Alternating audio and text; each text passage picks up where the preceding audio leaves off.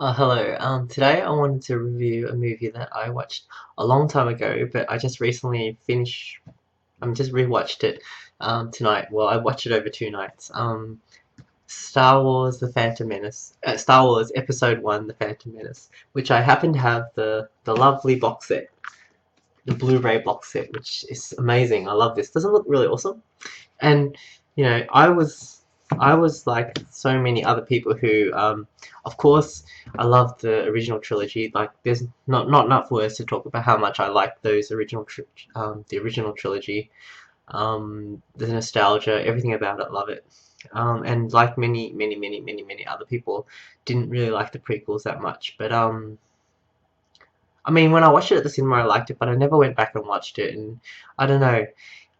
After all these years have passed, like it's now 2015, and the new Star Wars is about to come out, Episode 7 in December, and I've been watching the Clone Wars, the cartoon series, and I've been really enjoying that. And that's set in the time of the prequels, and it's kind of made me more used to that setting, that world, those characters, Anakin, Obi-Wan, Padme, all that stuff.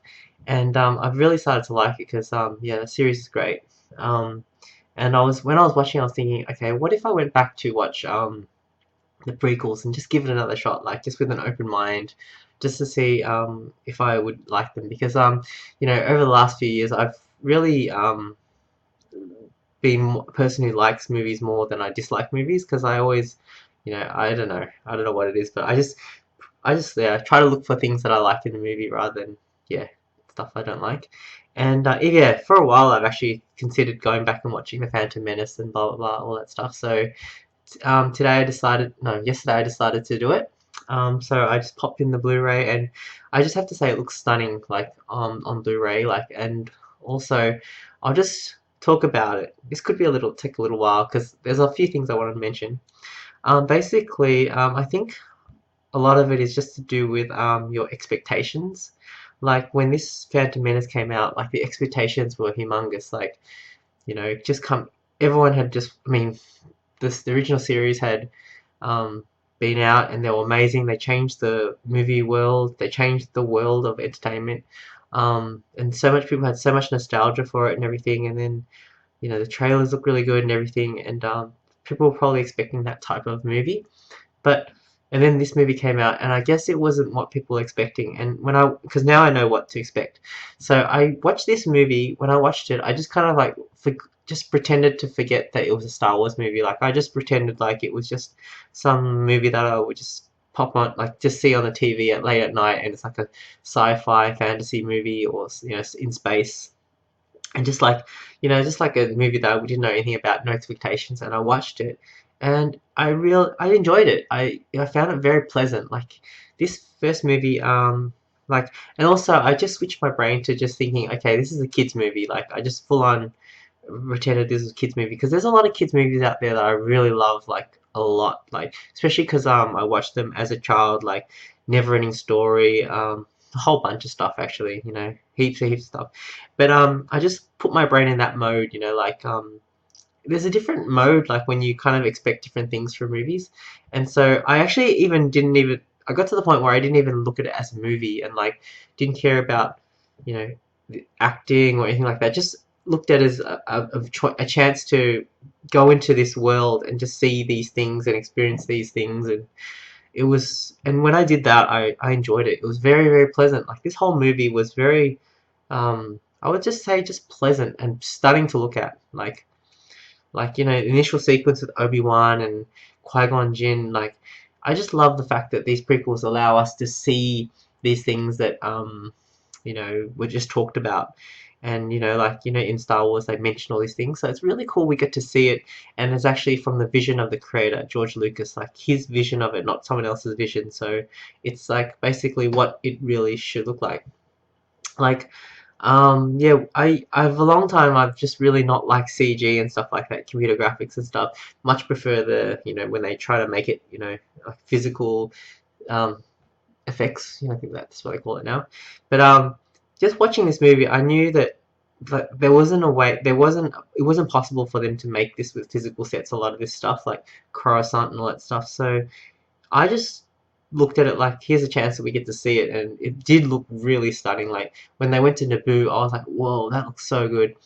Um, I remember hearing about the guy who designed the planes in Phantom Menace and stuff like that, all the planes, and he said he didn't like how, not he didn't like, but he didn't like how the X-wings and all that stuff, they weren't aerodynamic. Or, I don't know. He said something like that. He just wanted to make it more like how a real plane would be or something like that. And at the time when I read it, I was like, ugh, I don't like that. Like all these planes. But now when I watched it again, it does look good. Like these planes from Naboo, I like the style now. It's like weird. It's really weird that I suddenly like it now. Like they're very unique. They're not like the other ones, and they just got like this streamlined look, and it's very unique. And the pod races. Oh, I actually really like the pod racing sequence. Like, especially knowing that George Lucas is such a fan of cars as a kid and stuff. So this was him probably fulfilling his dream of like racing cars and stuff like that, and Anakin, and watching the scene was amazing because Anakin, if you look at it like as in we're watching what's really happening, he's this tiny little kid who repairs pod races and stuff. He's racing in a pod race. No one thinks he can win, and the odds, it's very important, high stakes. Like if he loses, the Jedi's basically are stuck on that planet for a long time. So I mean, it's very, very, and he hasn't won a race before. So the stakes are so high. And then things are happening to his pod racer during the race, and he's like having to fix it on the fly, which is so impressive. So I really like that. Just all the characters are really likable. It's really cool how Padme is like the handmaiden, and she's actually pretending to be the handmaiden. She's actually, there's a few funny lines like how they're sneaking around, they're doing things. Oh, basically, Qui-Gon. Let's go to this. Is Qui-Gon Jinn? They're on Tatooine, and Qui-Gon Jinn is like doing this stuff, and then the Padme, Padme Natalie Portman is saying the Queen would not approve, and then Qui-Gon Jinn is like, well, the Queen doesn't know, something like that, and then she's just like, something like that, something like that. But things like that I quite liked. Um, and people could say like Jake Lloyd, his acting isn't good, but I don't know, I like it. I find it quite charming the way he delivers his lines and stuff. And once again, I wasn't looking at this movie like, oh, and which I think is not really a good thing. Like, I mean, I guess if some people are critics, they can like analyze the movie to see if it's a good movie or not. But I just try to enjoy it as if I was just watching what was happening on another planet and stuff like that, because that's always cool. I've always wanted to see what happens on other planets, and Star Wars is one movie series where you kind of get to experience that, through other people's imaginations. The music is amazing. Like John Williams' music is amazing. Darth Maul is amazing. I like that from the first time I watched it in the cinema ages ago. And what's interesting is this movie now has nostalgia for me too now. Like, it's really strange that this movie has nostalgia too. It's like an added bonus. Now when I watch it, it reminds me of back when I watched it, like in those days when I watched it.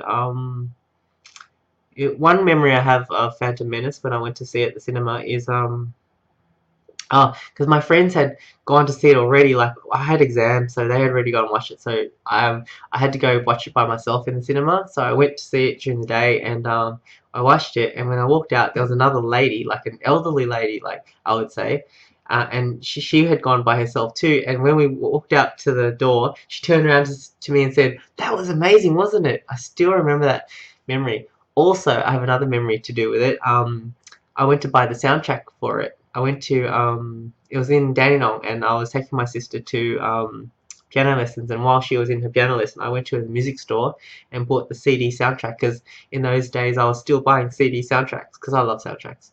So I got the Phantom Menace soundtrack, and when I bought it, the guy at the desk, after he handed it to me, he said, "May the force be with you." I still remember that. Just stuff like that. I have nostalgia about it.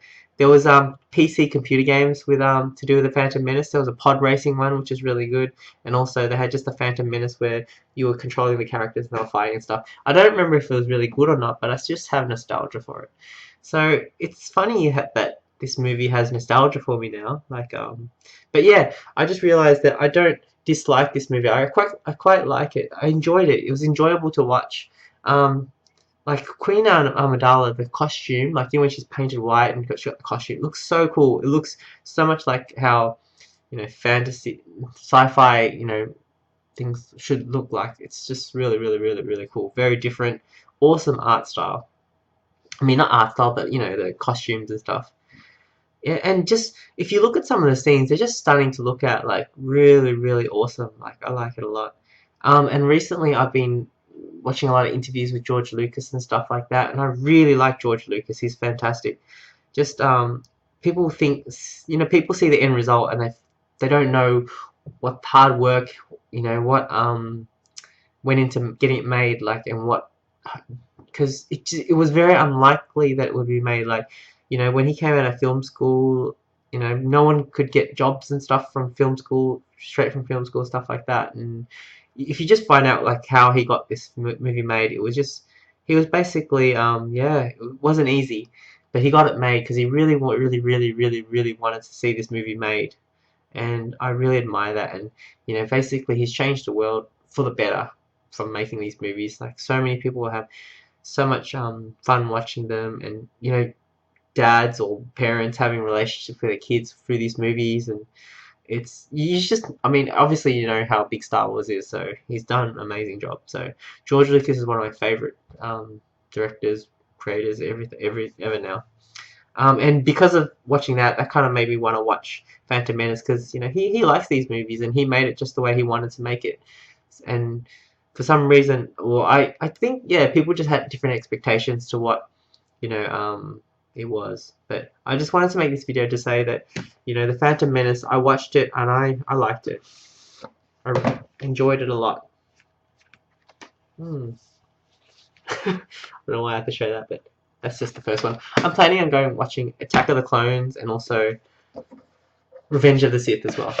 So yeah, that's the end of this video. Star Wars is awesome. George Lucas is awesome. I like Phantom Menace. I enjoyed it.